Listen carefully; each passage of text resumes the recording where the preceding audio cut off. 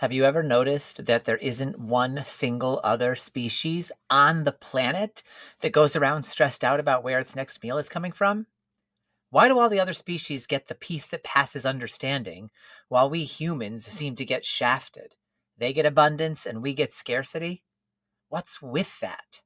Hi, Wounded Healers. I'm Brian Hogan, life coach, filmmaker, and clinical therapist.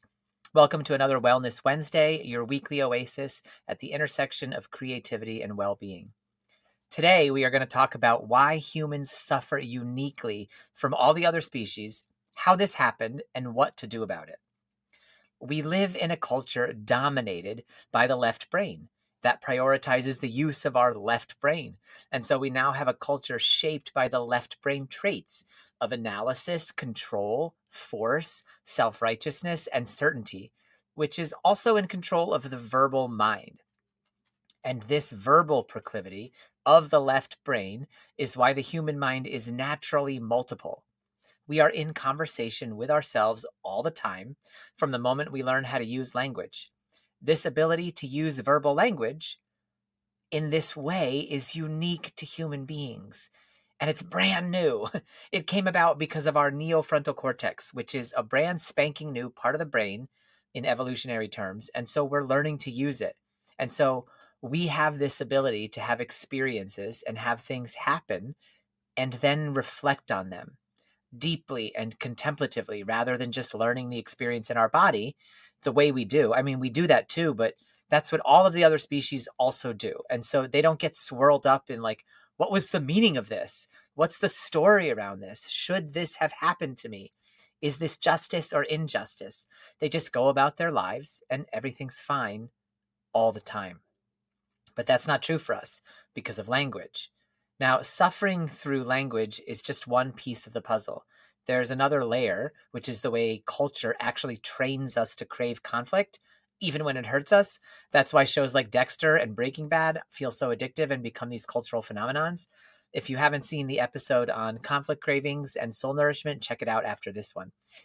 But the thing is, our ability to reflect and contemplate is why, for me, it's necessary that the human mind is multiple.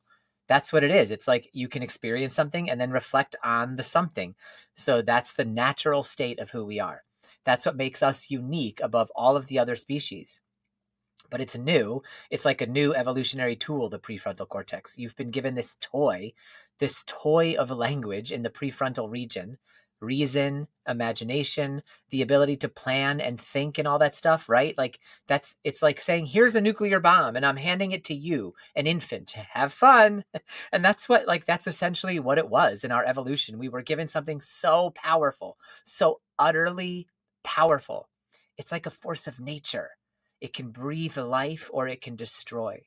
And that powerful thing is language. That's what it is. And we're still, as a species, learning how to use it. We're learning how to use it when we talk to others, but mostly what we're doing is learning how to use it in our mind. And because we talk to ourselves all the time, and mostly it's been my experience that the things people say to themselves are pretty nasty for the most part. Most people don't have an inner support system. They have all of this inner work. They have this inner network with includes a judge, an inner critic, an inner victim, an inner waif, an inner little child. What are they going to do to help you? Like all of these parts that are afraid, right? That are holding all the pain and fear for us. These parts make up what Eckhart Tolle calls the pain body. His concept of the pain body is all of our exiled parts that hold the pain. Because the verbal mind is so powerful, we end up battling with it, like trying to control it, or else we just give up and we believe that it's the truth of who we are. We think it's our very identity, but it is not. It cannot be, because it is just words. So it's not about getting control over it, because I don't think that's necessarily possible so much as it's really about like getting in touch with it, becoming in relationship with it. And the key for me is like, this is going to sound counterintuitive or maybe a little countercultural, but for me, to really be using language the way it was intended is to stop believing its truth altogether, to understand that language cannot ever be true because it's symbols. The most it can ever be is truth adjacent, because language is symbolic. At its worst, it's misleading and utterly false. For example, if I say big, juicy red apple, you've got a whole picture in your mind now of a big, juicy red apple, but it's a lie because you don't have the big, juicy red apple. You're not experiencing it. You're just imagining it. So it's a delusion or an illusion. And that's all that language ever does. The only thing language can ever do is point you toward or away from truth. Language itself is an illusion. It's a signpost leading you to something, but it's not the something, right? And because that's true, this is where we go off the rails as humans. We have a thought. We think the thought is me. That's how I am. I just think like this. And then we go off in life. Oh, that's my truth. Boom, boom, boom. That's called autopilot. And what that leads to is inner turmoil and inner suffering, which is what we see all around us all the time. So the idea here is that language is symbolic to its very core from the very beginning. Like in the Toltec, the Toltec is a word that means artist. And it's a group of people from, I think, like Mesoamerican cultures, but it's not about ethnicity. They took the best and brightest minds from many, many, many, many, many different people groups. They brought them together, called themselves the Toltec, and then spouted out all this wisdom to the world. And it's amazing. And one of the things they talk about is how everything in our reality is what it is by agreement, specifically language. Like the letter A sounds like ah, because we agree that that's the sound we're going to make when we see that letter written out. We've agreed to that. So that's what it is. Without our agreement, those three lines that make up the letter A, they don't mean anything. They're just a sound. So the letter A is actually utterly meaningless, except that we've agreed to something about it. So in that sense, it's a lie. It's not the truth. The letter A does not actually make the sound ah. We've just decided that. And we've decided that for the ability to communicate with ease. But this is why it's so important, though. It sounds like, okay, fine, so what, but who cares? Like, this is so highly philosophical. But how does that help me in my real life? Great, I'm glad you asked. The way it helps in our real lives is because we can understand that suffering is not the natural state of things. The natural state of things is peace, serenity, and bliss, the thing that all of the other creatures without language have at all times, unless they're in the middle of being attacked. And we know this is the natural state because every other living creature on the planet, aside from humans, feels those feelings every second of every day, all the time, except when someone's chasing them and trying to eat them. Every other time, they're fine. Always fine. And that's because even after an attack, they don't have the language to go, oh, that should not have happened to me. My children are supposed to outlive me. They're not supposed to die before me. But of all the things, like they don't have culture that says my children must outlive me. And so when their child is eaten by a lion, they're over it 30 minutes later. Literally, that's how it is. And that's not because they're unfeeling or because they're uncaring. It's because they're grounded deeply in the present moment, because they don't have anything pulling them out of the present moment.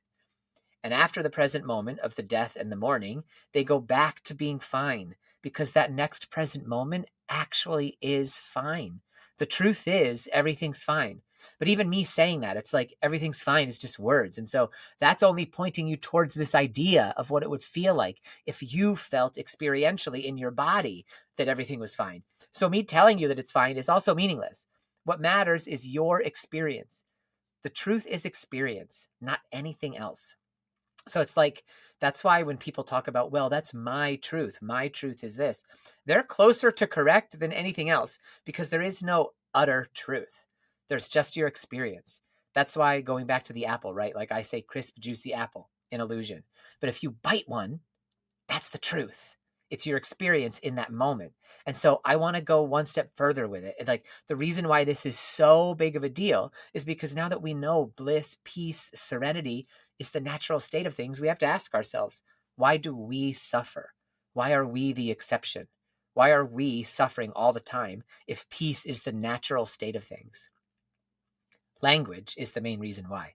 And I'm not talking about oppression and war, all of those things. Those are real struggles. And that's real suffering. That's what we call clean pain. When you get out of the clean pain, it's like a gazelle who watches her baby being eaten. And then during that time, the gazelle is really fraught and distraught. That's clean pain. Once the incident is over, the gazelle goes back to peace and bliss. Because anything else after the incident That's called dirty pain. That's the story we add. That's the extra suffering that humans create. And animals can't do that because they haven't got the mental dialogue or the physiological constructs enabled to evoke that kind of resistance. So they can't create dirty pain. And so the bottom line takeaway for the human is when I have clean pain, I can acknowledge it. That's true. I can honor it. I can work with it. As I notice it turning into dirty pain, then I can stop myself and say, what must I be believing is true for this to be my experience? And then you get a thought. Suddenly a thought will arise. Oh, I'm believing that it means this. Oh, it means I'm weak. Oh, it means I'm a victim, or it means I should be angry at this person who wronged me, whatever it means to you. That thing that you're making it mean is causing you suffering. And so then now you know that. You can say, I doubt it. I doubt it. I doubt this. I'm going to start to doubt it. And then suddenly doubt becomes this superpower instead of how culture considers it now to be like, oh, you're so unsure of yourself. Oh, you're doubting. Like even the way the Bible puts it, like, don't be a doubting Thomas, actually doubt. Doubt as much as you can because most things are false, like things made of language. And the more that you doubt, the more you will find your liberation in truth, the truth of your own experience. That can be trusted. Not your story about your experience, but your raw experience. So here's an exercise you can try anytime you're suffering. Step 1, notice what the story is so you can get a hold of it. That's that question. What must I be believing is true for this to be my experience? And then step 2, name it. Say it out loud if you can, so you can hear it and you can see it for what it is, a story. And then step 3, doubt it. Bring some doubt to it because you know it's just a symbol and it's not the truth no matter what it is you're hearing. I'm a bad husband. I'm a bad father. I've snapped at my children too much. Whatever it is that you're hearing in there, it's just symbolic. It's symbolic of a felt experience you had at one point. It doesn't mean it's the truth. So as you're doing this thought experiment, remember the rule of thumb. If a thought feels liberating, it is pointing you toward truth, or it's truth adjacent. And if it causes you suffering, it's pointing away from your truth. In short, it's a lie. This is not about gaslighting yourself or talking yourself out of your clean pain. That would be suppression. This is about noticing when your clean pain would be healing, but for the dirty pain made of stories that keeps reopening your wounds. So let yourself heal. If this resonates, please share it with a friend who might be confusing clean pain with dirty pain, and share your own experiences becoming free from the mental cages of language and your own false stories in the comments below. See you next week for another Wellness Wednesday. Until then, much love. I trust you, humanity. See you in the next video.